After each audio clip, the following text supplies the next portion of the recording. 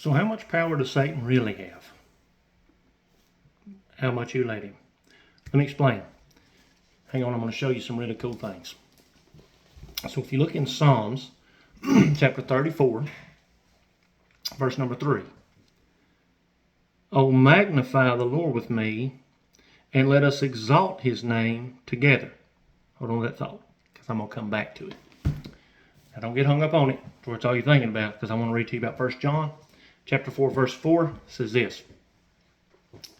Ye are of God, little children, and have overcome them, because greater is he that is in you than he that is in the world. Now, when you start talking about all the things that you're going through, all the troubles, the trials, the Bible says we're going to have them. When you think about how bad that life really is and how hard that things really are for you, it's easy to get stuck in a rut. I see you. I see you. I know who you are because I've been there. And it was help from other people listening and learning just like you guys are doing to bring me out. But there's times in life when it seems like things are so huge that there's no way around them. That we're defeated. We're defeated people. Y'all know what I'm talking about? I wish there was a way to say, I wish this was a live conversation. Tell y'all, put it in the chat. Yeah, that's me. That's me. Because sometimes I feel like preaching when I get on here. And as preachers need some amens every now and then. But what the Bible said there is, ye are of God, little children, and have overcome them, because greater is he. I need you to think about this just a minute. And this is a teaching thing. This is a learning thing that we're growing in, right? So here's what I need you to think about during this time is think about this. Think of the one thing, a couple things, because sometimes they kind of bounce off, but think of the one thing that has really got you down. That has really got you to where you feel like you can't go no farther, where you feel like there's no hope, you feel like giving up, you feel like throwing your hands up, throwing in the towel, walking away. I understand. I've been there. But listen to me carefully. Greater is he that is in you than he that's in the world. We don't grasp that. We don't really get a hold of that. But here's what I'm saying. When you're out of money, and your finances is just, they're crumbling. You don't know where to go because of all the things that's happening around you that's caused you to either influence you to spend foolishly, to do things foolishly that wind up costing money, or whatever the case will be. Sometimes finances hit us. Sometimes sickness hits us. And sickness don't necessarily mean that you've done something. Sometimes we just have sickness. There was a time when Jesus was walking along and the disciples asked him, said, who sinned? They saw this man, I believe he was blind. Who sinned? His mother or his father? And Jesus said, neither, but that the glory of God would be seen. Something that I'm paraphrasing. So sometimes we go through what we go through so that other people can see that we're going through it with Jesus. We're going through it. We ain't complaining. We ain't griping. When it looks like there ain't no hope and everybody's looking around, because there's people watching you. You better believe there's people watching you. So people's watching you, and they're like, oh, just give him just a minute. Just give him just one more minute, because he's spiraling. He's spiraling. He's just about to hit the ground, and all of a sudden, next time you see them, they're smiling. They're going on. You're like, oh, man, did that get fixed? No. I just realized and recognized my position of who I am in Christ, because we get caught up with so much of the carnal world, so much of the carnal mind that we use way too much, not thinking in the spiritual, that we let these things get to us. Now listen to me. I'm going to go back just for 1 second. Oh, magnify the Lord with me. This is in Psalms. This is David writing. It's interesting. It's interesting. I had to read this. I had to look it up because I never want to quote a verse and really drive down on it without looking it up, because I've had so many people that say, hey, what does the Bible say? And I tell them this, and they're like, nope. You thought it was, but it ain't. There's a lot of stuff out there like that. Oh, magnify the Lord with me. And let us exalt his name together. So, sickness, y'all know my story. A lot of you and everything that's going on with the sickness right now. In my wife, my son, my mom, everybody around us. Just got some news that my mother-in-law was diagnosed with breast cancer. They've caught it early. Hope she don't whoop me for letting that be known, but I know a lot of y'all are praying people, and I know you're going to pray from all over, not just here local. Sickness all around. But guess what? Not one thing that's went on, not one thing that's drove us in the ground, not one thing that's took our hope from us, not one thing that's took our peace from us, took God by surprise. Not one thing. So you say, well, wait a minute. Are you saying God did this? No. Sometimes God does. Sometimes God allows. We may never know the answer to that, of which is which. But I do know that when I begin to praise, I talked about this a little bit the other day, but this says, oh, magnify the Lord. And I don't have a magnifying glass. I wish I did. I could zoom in with the camera, but it would probably scare you all if I had to zoom in on my face. So I don't see that. But if I zoom in, right, take your camera on your phone or whatever, and you zoom in, and you make everything just as big as it's going to be, and there's times you can zoom out, and you see how much smaller it is, right? Because most of y'all that are watching this are probably watching on a phone. Not many going to be watching on the computer, but that's fine. If you do, you probably got a phone that's distracted you a couple times while you're watching this. Take your phone, open the camera, and zoom. I mean, zoom out. Watch how big things get. Sometimes I got a Samsung S23 Ultra, and it's got the best camera. This ain't a debate for secular things, but it's the best camera. I'm sorry, I'm an S22. I'm going to go with the S23. It's the best camera on the market, bar none. You zoom in, it's amazing what you can see. Because you open it and you're at like 1 times magnification, whatever it's going to be, right? But then there's another option that we rarely use, is to zoom out. So what I'm going to tell you to do here, those of you that held on long enough to understand and catch what the Lord's saying, magnify with me what? Do we want to get together and magnify our problems? Certainly we've done that. Have you done it? Yep. Don't tell me you ain't, because I know you have. Magnify, right, the Lord. That's interesting. That's not coincidence, I can assure you. So you do this. Curl that up. See that? See what that says? The Lord. It's crazy. Magnify the Lord. So I don't know if you can see that. It's pretty big. If I take it way back here, outside, that's the best I can do for you in the room I've got right now. Magnify the Lord. I'm going to challenge you to not just magnify the Lord. Magnify the Lord means what? Make him bigger. Well, you say, well, Travis, God can't get no bigger. You're right. But he can get bigger to you. You can understand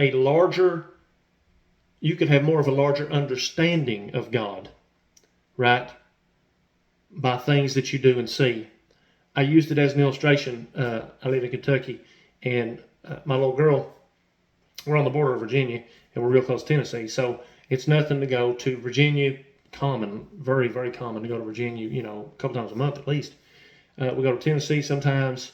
Then sometimes you'll wind up we're close to West Virginia, you might be close to Ohio. And then so my little girl had seen these things and been around to these places. And so to her, that's how big the world is, because it's how big her world is.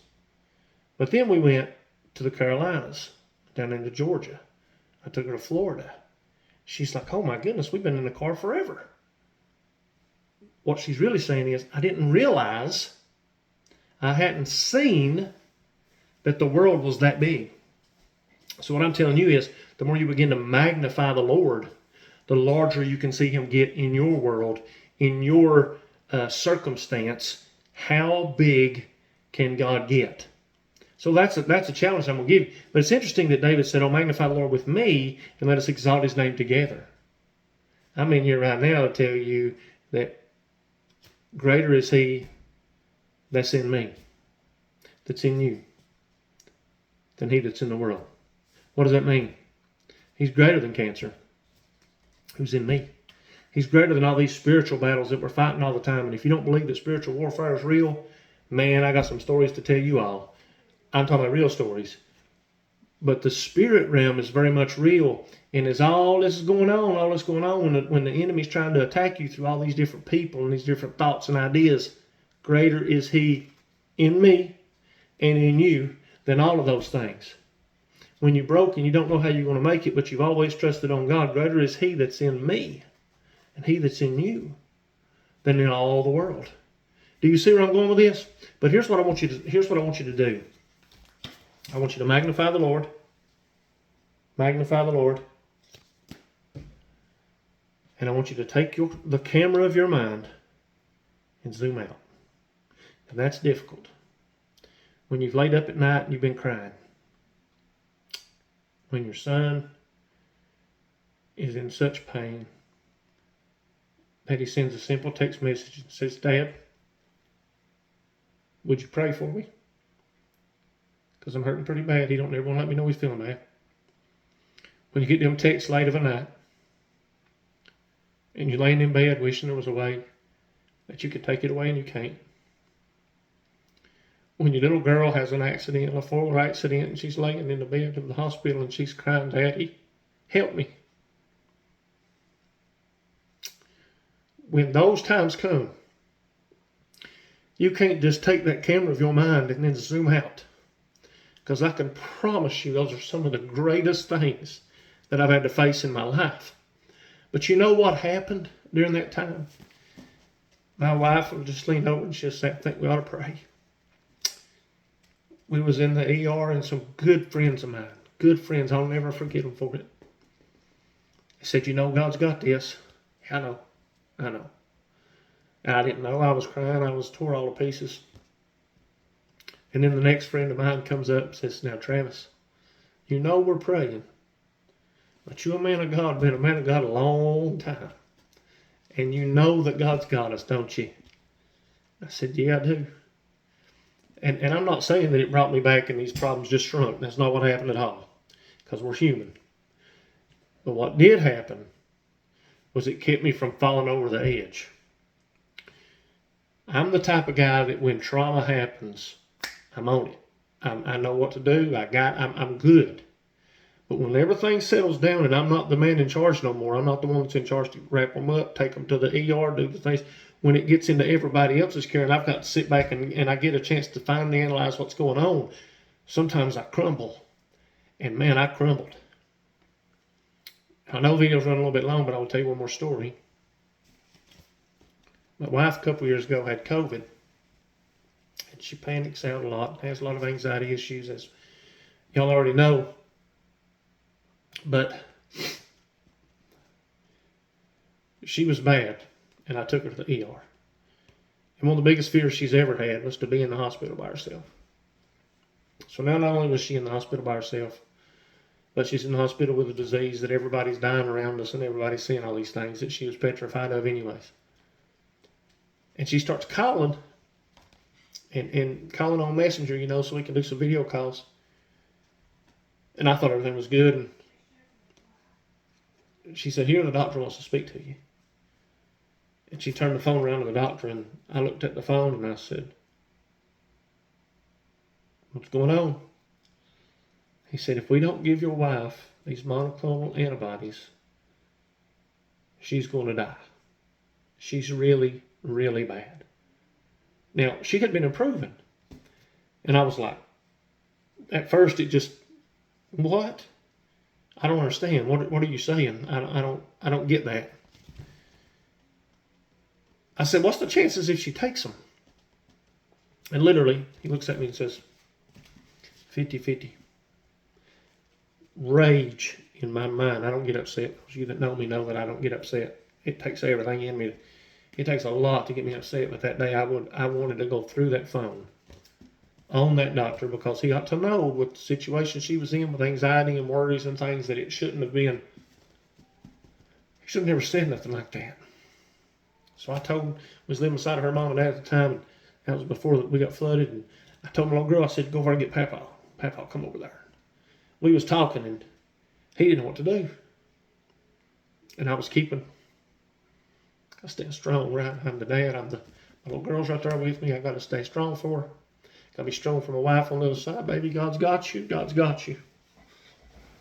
Her dad, who's the pastor of the church, says, I got to go. I got to go. I'm gonna call everybody. And he goes out and he's busting. He's just crumbling. He left me. And I was like, Yeah, that's your baby. We've been married a long time. She's been gone. That's my life. What are we talking about here? And my niece, she sent a message and she said, I didn't plan on getting emotional tonight. She sent a message and she said, I think we need to go to the hospital, to the 7th floor of the parking garage, and we need to circle up, we need to pray. So I got a family group on Messenger, and then there's her side, they got a family group, we're messaging them, we're messaging the church, and we're letting everybody know, man, it's Mayday, we got to get down there, we got to pray, we need to move now. So she wasn't on the vent yet, she wasn't on BiPAP or anything like that, she was on the Vapotherm at 100% oxygen at 40 liters, and it's the most that you could do on that. The next step was the BiPAP. I don't know that she knew that, or the vent. I don't know if she knew that, but I wasn't going to tell her. So, I don't know what to do. I'm lost. And I tell everybody in my group, my family, and I'm getting everything together, and I'm like, come on, sis, we got to go. And she's trying to be strong like Dad, and she's not going to cry. And she's in her lane, and I went there and laid beside her, and I said, baby, it's all right if you cry. It's all right to leave it out.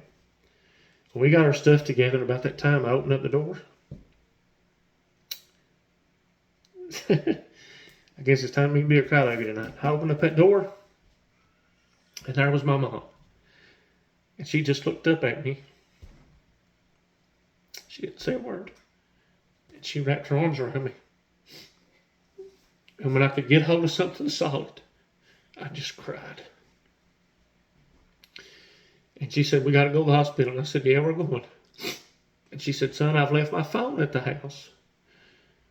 I've got to go get it. I said, Mom, I know the situation I'm in. I know what kind of shape I'm in mentally. I'm not going to be flying. This hospital was about 45 minutes away. So I get in the car and we get down there. And we're on the 7th floor. And we call her on the FaceTime, and, you know, she's just looking at her. She just don't know if she's going to make it. She don't know what's going on. She said she just wanted to come home. And I said, this is the greatest problem. It's so huge. I've got all these people around me, but it's kind of like me just trying to hold on to my little girl. And all these people's around me and they're ready to pray. And I thought, what am I going to do here, boys? She's in there. I can't get to her. So I said, I had to get off to myself for a minute. And they had actually came in and they dropped her oxygen just a little. At that time, I can't remember what the decrease was at the time, but that's all I needed. It's all I needed to see that God was working. See, because the whole world was against me. My wife, we've been married 18 years, we was probably 16 years there. There was a possibility of her being gone. And then I got this little baby girl that I've got to try to raise, who's 12-year-old at the time, and I don't know what I'm going to do. But that little bit of hope come in. And all it took was that little bit of change of a reduction in oxygen dependency. And one of the girls from the church saying, God's already moving. So then what she said was, oh, magnify the Lord with me. With me. So I said, all right, it's time to pray. God, I know who you are and I know what you can do. But inside I don't feel it. I got to magnify you. And I don't remember what all I'd said, but we circled up and we were praying. But I do remember one thing. The problem, see, was her lungs. And so I remember the one thing that I was praying was this. I can't go to her. But you can. There's no restriction for you in that hospital. There's no laws that's going to keep you out. No mandates that's going to keep you out. So God, while you're there, the woman that you pulled from my rib to be with me till the day we die, the way you breathed the breath of life into Adam and brought him out, I need you to go in with that breath and breathe life into my wife. And we got done praying, and we all felt a little better, of course. And I left, and she said, "Are you all want to stay?" And I was, "What are you talking about?" And she wanted us to stay in the car. I'm 6'5", about 225 pounds, and she wanted me to stay in the Ford Fusion, and I'm disabled from my neck and my back, and she wanted me to sleep in the car on the 7th floor of the parking garage. So that's exactly what we did. We went out to Walmart and got us some blankets and things to stay warm, and that's what we did. But while I was out, a friend of mine she's a nurse practitioner, she messaged me on Facebook, and she said, "Travis, I know you said you was going to the hospital to pray, and I don't know if it was Pikeville." But what she said there was a nurse that came out of there, and she said she heard something, and she didn't know what the commotion was. But it was very loud, and she was a little bit worried at first. She said, and then the closer she got, she began to hear the sound, it's her words, of the saints of God reaching the throne of heaven. And she said, "I wish there was more people out there like that." Now that sounds wonderful, but the sad part is that we had to go through that to get to that situation. But what I had to do was magnify the Lord. And then as I started seeing the oxygen dependency decrease at a rapid rate that was very uncommon for anybody with COVID, especially to such, the COVID pneumonia and all the stuff that was going on at such a rapid rate, it's like God took that camera of my eye and said, "Travis, I'm trying to teach you something. I'm trying to show you that if you will take the things of this world and lean not on your own understanding, but to trust in me, I will take." So he took the camera of my eye and he began to just shrink, and he would zoom out just as far as he could zoom out for me. And the more that COVID, it was so massive, become so small that all of us together were magnifying the Lord together and exalting his name. That's how you make it through, folks. There's times you probably shut yourself up in the door, shut yourself in your room. You don't want nothing else to do, but there's somebody out there. Reach out to somebody. Of course you're going to pray. You need the Lord, but sometimes it's just who we are. It's how we are. We need something to come in and just shake us. Sometimes we need that human interaction.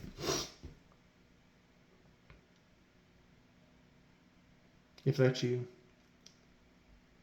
and you need help, just call out. Message me on here. I don't know. I'm sure everybody watching, if they've hung around long enough, I might have to make this 2 parts. I don't know. If they've hung around long enough, if they've seen everything, they're going to pray for you. There's a lot of people that have commented on all these videos I've done, and that's why I keep doing it. If it's not going to help anybody, I'll do just as well to go on to bed. But this is to help. This is to do my part that the Lord wants me to do. So reach out. So if this is YouTube you're watching this on, of course, like and subscribe. It helps me get it out to more people. Helps everything go on. If it's on TikTok, it's probably going to have to be 2 parts. Like and follow.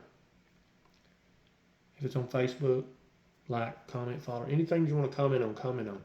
I try to read all these comments, and if I miss them, I don't think I have missed any. It might take me a minute to get to them, but I've seen God do some mighty things. And all you people out there that's been seeing this stuff has been a huge part of that. So I just want to say thank you. Magnify the Lord. Make the Lord bigger. Whatever you got to do, seek him out and find out how much bigger he is than your problem, because greater is he that's in you than anything else that's in this world. No matter what's coming at you, God is bigger. And I know it's easy for me to say that behind a camera, because I'm not going through what you're going through particularly. But I know that everything that I've been through, he's brought me through. And he'll do the same for you. Just lean in, lean on him, let him carry you through. God bless you. I love you. See you soon.